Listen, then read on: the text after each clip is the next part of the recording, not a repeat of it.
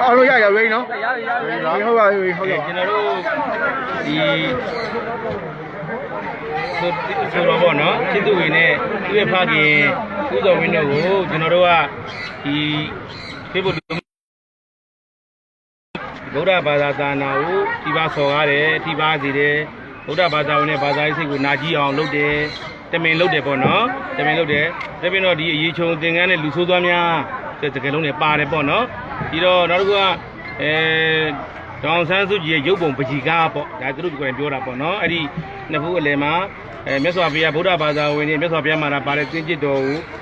အုံလုံးကုန်မွေးကြထည့်တယ်ဒါဟာဗုဒ္ဓဘာသာကိုလည်းဆော်ကားလိုက်သလိုနိုင်ငံတော်တိုင်ပင်ခံဒေါန်ဆန်းစုကြည်ရုပ်ကိုလည်းပဲဗုဒ္ဓဘာသာရန်တိုက်သလိုဖြစ်နေတယ်အဲ့လိုအကြောင်းပြပြီးတော့ကျွန်တော်တို့ကတရားဥမှာဥတိုက်လျှောက်တာပေါ့ဥပဒေကြောင်းကဥတိုက်လျှောက်တဲ့အခါကျတော့ဒီတရားဥမှာကျွန်တော်တို့ကပြီးခဲ့25ရက်နေ့ကကျင့်နေရစစ်ချက်နဲ့ကျွန်တော်ပေးလိုက်တယ်ရဲကိုစုံစမ်းစစ်ဆေးပြီးတော့ပြန်တင်ပြတယ်ပေါ့ပြန်တင်ပြပြီးတရားရုံးကတော့ဒီနေ့ဒီအကြောင်းအရာတွေဟာတဲ့ကျွန်တော်တရားစွဲတဲ့အကြောင်းအရာတွေမှာဥပဒေပြဋ္ဌာန်းချက်နဲ့မညီဘူးဆိုပြီးတော့ကျင့်203နဲ့ပယ်လိုက်တာပေါ့ပယ်လိုက်တာပေါ့သို့သောဒီလိုပယ်လာတဲ့ချင်းရပေါ့နော်ကျွန်တော်တို့မှာတော့ဥပဒေကြောင်းအရာဆက်ဆောင်ခွင့်ရှိပါတယ်အထက်ရုံးတက်လို့ရပါတယ်သို့သောဒီပေါ်မှာတော့ကျွန်တော်တို့ကအထက်ရုံးတွေကိုပြန်ပြီးတော့ကျွန်တော်တို့ကပြင်ဆင်မှုတက်ဖို့ကျွန်တော်တို့ပြင်ဆင်မှုကိုကျွန်တော်ညှိနှိုင်းပြီးတော့ပေါ့နော်ညှိနှိုင်းဆုံးဖြတ်ပြီးတော့ပြန်ပြီးတော့ဆောင်ရွက်ကြမှာပါဒီတရားစွဲဆိုတာလည်းကျွန်တော်ပုဂ္ဂိုလ်ရေးမဟုတ်ပါဘူးဒီမြန်မာနိုင်ငံဥစ္စာဒါရကိတကွန်ရက်ကဆုံးဖြတ်ချက်နဲ့ကျွန်တော်တောင်းပြီးတော့ဆွဲရတာဖြစ်ပါတယ်ဒါကိုကျွန်တော်အဖွဲ့အစည်းဝေးပြန်တင်ပြပြီးတော့ဒီပေါ်မှာဥပဒေကြောင်းကဘယ်လိုဆက်လုပ်ကြမလဲပေါ့နော်ဥပဒေပေါင်းတွေပဲလုပ်ကြမှာပေါ့နော်ဒါကိုဆက်ပြီးဆောင်မှာဖြစ်ပါတယ်သို့သောဒီချတဲ့အမိန့်ပေါ်မှာတော့ကျွန်တော်ရဲ့လေးလာ30ချက်တော့ရှင်းနေတယ်လည်းဖြစ်တယ်30ချက်နဲ့ကျွန်တော်30ကြည့်လိုက်တဲ့ခါကျတော့တရားရုံးရဲ့အမိန့်ဟာ